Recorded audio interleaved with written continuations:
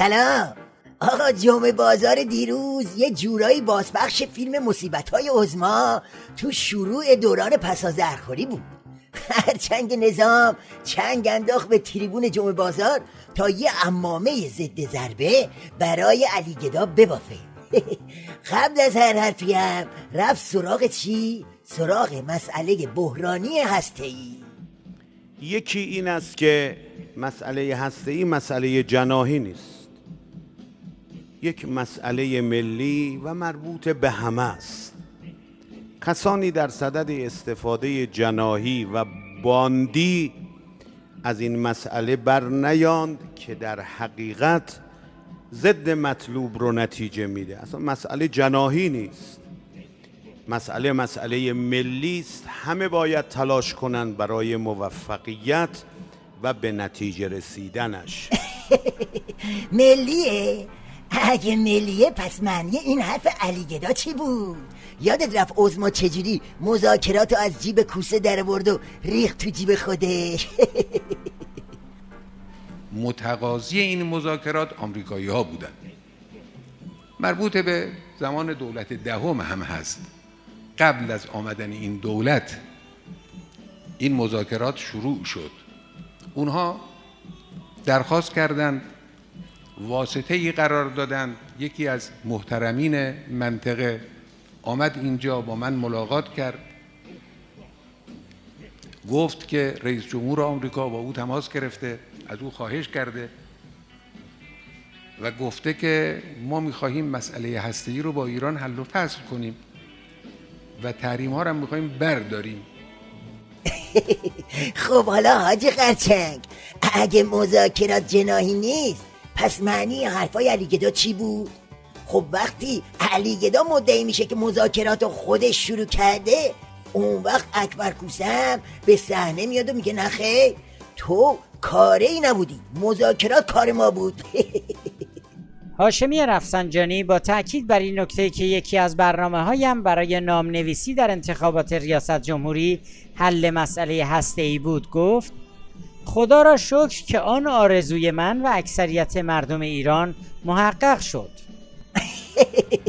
رینگ بوکس دیگه، هیچ کدوم ولکن قضیه نیستن. هی میخواد اونو درست کنه، اونم میخواد اینو قیچی کنه. خب حالا بریم سراغ ادامه ناله‌های خرچنگ نظام، ببینیم میخواد به کجا برسه. اگر واقعا برخورد تخریبی با منتقدان دلسوز شد، خفقان خودساخته به وجود میاد، میترسن. این فضا باید همچنان باز باشه و البته منتقدین هم به صورت سازنده نقد کنن. خب چرا اسم نمیبری؟ چرا نقد تو نمیگی؟ مگه اون یارو شیخ رسایی نگفت که وزارت ارشاد ابلاغیه داده که فقط باید از دولت تمجید کنید؟ خب چرا همینه نمیگی؟ اگه قضیه هسته‌ای ملیه چرا باز خودت باندیش کردی؟ بابا اساسی به گیج زدن افتادی خرچنگ.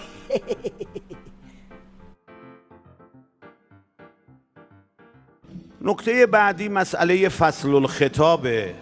دعواها اگر فصل الخطاب نداشته باشه منجر به تفرقه میشه. فصل الخطاب نظام جمهوری اسلامی در این عرصه های کلام مواضع مقام معظم رهبری آیت الله العظما امام خامنه ای است.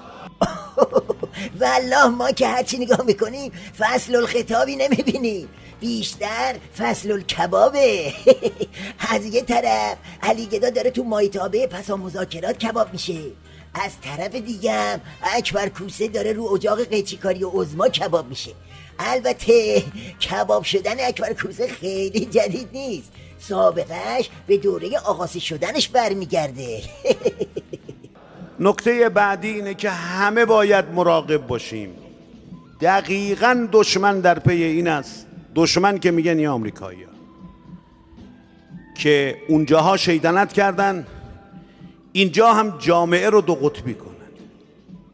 مراقب باشیم شکل گرفتن جامعه دو قطبی و در این عرصه وارد شدن بازی در میدانی است که دشمن درست کرده.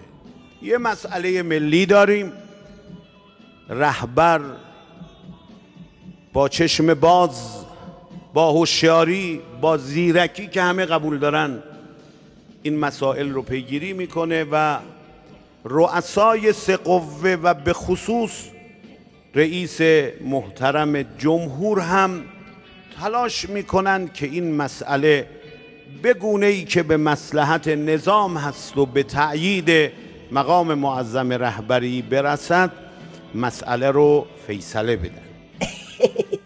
بابا سر کیو میخوای گول بمالی تو؟ آخه وقتی عمود خیمه نظام کج میشه خب تکلیف خود خیمه هم روشنه دیگه. اسم این وضعیت دو قطبی نیست، اسمش آشولاش شدنه، اسمش جروواجر شدنه. بسیجی ها که خودشون دستشون تو کاره، تو هم با این روزه ها فقط طلسم شکسته علیگدا رو آنتنین کنیم. خب دیگه تمومه. ناله‌ای روزه‌ای مطلبی نداری؟ این مطلب دوم که توجه داشته باشیم، ذوق زده نشیم. هنوز مراحل قانونی این متن به پایان نرسیده. این هم چیه که پایانی برنامه امشب. بالا تا پایین نظامشون رفته تو فاز وحشت از عواقب زرخوری، بعد این میگه ذوق زده نشیم. کی ذوق زده نشه؟ همش که تا اینجا کار بغ زدنه.